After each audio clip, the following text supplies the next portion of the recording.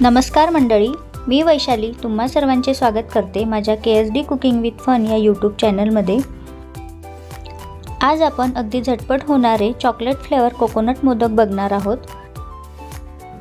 हे मोदक बनवण्यासाठी फक्त 10 ते 15 मिनिटे तुम्हाला लागतील। हे चॉकलेटचे मोदक बनवण्यासाठी लागणारे साहित्य आणि त्याचे प्रमाण मी व्हिडिओमध्ये सांगितले आहे। त्यासाठी हा व्हिडिओ शेवटपर्यंत बघा आणि आजचा व्हिडिओ तुम्हाला आवडला असेल तर या व्हिडिओला लाईक करा, शेअर करा आणि तुम्ही चॅनलवर नवीन असाल तर चॅनलला सबस्क्राइब करायला विसरू नका। सबस्क्राइब करताना समोरील बेल आयकॉन देखील प्रेस करा। चला मग लवकरच या रेसिपीला सुरुवात करूया। तर चॉकलेट फ्लेवर कोकोनट मोदक बनवण्यासाठी मी इथे 2 वाट्या डेसिकेटेड कोकोनट घेतलेला आहे। एका पॅन मध्ये मी इथे 1 चमचा तूप घेतलेला आहे। पॅन थोडा गरम झाल्यानंतर त्यामध्ये मी हे 2 वाट्या घेतलेले डेसिकेटेड कोकोनट छान खमंग भाजून घेते। हे कोकोनट भाजताना गॅसची फ्लेम ही लो असावी कारण खूप लवकर करपून जातं। हे डेसिकेटेड कोकोनट तुम्हाला कुठल्याही किराणा दुकानावर अगदी सहज मिळून जाईल।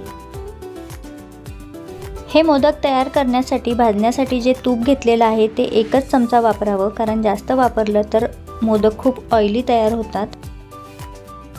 1 ते 2 मिनिटं हे खोबरा खीस छान कुरकुरीत होईपर्यंत या पॅन मध्ये छान भाजून घ्यायचं आहे।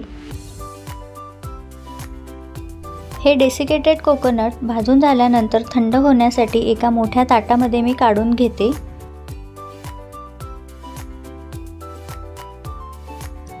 आता त्याच पॅन मध्ये ज्या वाटीने आपण डेसिकेटेड कोकोनट घेतलेला आहे त्याच वाटीने 2 वाटी दूध मी थोडंसं गरम करून घेत आहे। दूध थोडं गरम झाल्यानंतर त्यामध्ये फक्त 2 चमचे साखर मी इथे वापरत आहे। साखर आपल्या आवडीप्रमाणे तुम्ही वापरावी। पॅन मध्ये दूध टाकल्यानंतर देखील गॅसची फ्लेम ही लो आहे। साखर विरघळल्यानंतर मी इथे अर्धी वाटी मिल्क पावडर या दुधामध्ये मिक्स करून घेते। मिल्क पावडर व्यवस्थित मिक्स झाल्यानंतर 1 वाटी चॉकलेट मी या दुधामध्ये अशा प्रकारे व्यवस्थित मिक्स करून घेत आहे। मी इथे न्यूटेलाचं चॉकलेट वापरत आहे। तुम्ही इथे कोकोआ पावडर किंवा डार्क कंपाऊंड देखील वापरलं तरी चालेल।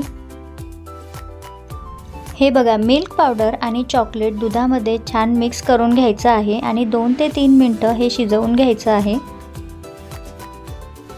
अशा प्रकारे छान उकळी आल्यानंतर आपण जे डेसिकेटेड कोकोनट भाजून ठेवलेला आहे ते या चॉकलेटमध्ये मिक्स करून घेऊया।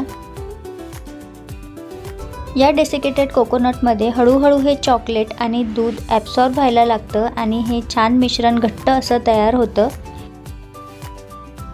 तोपर्यंत चमच्याने छान व्यवस्थित असं मिक्स करून घ्यावं। चॉकलेटचा फ्लेवर खूप छान येतो आणि हे मोदक खायला खूप सुंदर लागतात। त्याबरोबरच आपण यामध्ये जी अर्धी वाटी मिल्क पावडर टाकलेली आहे त्या मिल्क पावडरमुळे खव्याची टेस्ट या मोदकाला येते। तुमच्याकडे जर मिल्क पावडर नसेल आणि खवा असेल तर तुम्ही यामध्ये खवा मिक्स केला तरी चालेल। हे बघा, अशा प्रकारे थोड्या वेळानंतर हे मिश्रण घट्ट व्हायला लागतं। हे मिश्रण शिजल्यानंतर आपोआप पॅनला सोडतं, त्यामुळे हे बघा पॅनला कुठेही मिश्रण चिटकलेलं नाही आहे। म्हणजे हे मिश्रण आता मोदक तयार करण्यासाठी झालेलं आहे।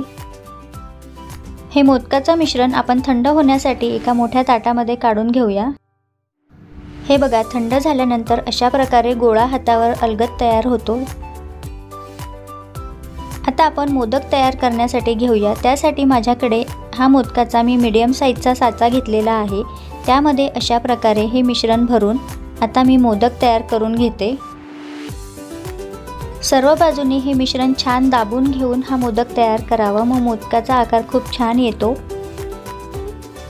हे बघा, अशा प्रकारे तयार झालेला आहे सुंदर असा चॉकलेट फ्लेवर कोकोनट मोदक।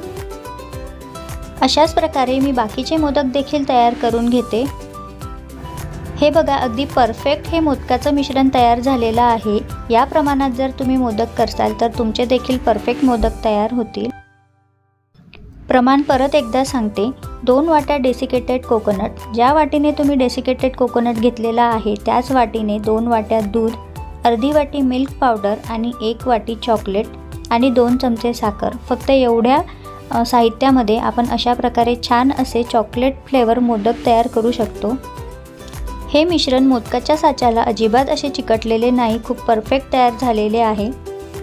तर मग येत्या गणेश चतुर्थीला 10 दिवसातून एका दिवशी या प्रकारचे मोदक तुम्ही नक्की करून बघा आणि तुमच्या प्रतिक्रिया मला कमेंटद्वारे नक्की कळवा.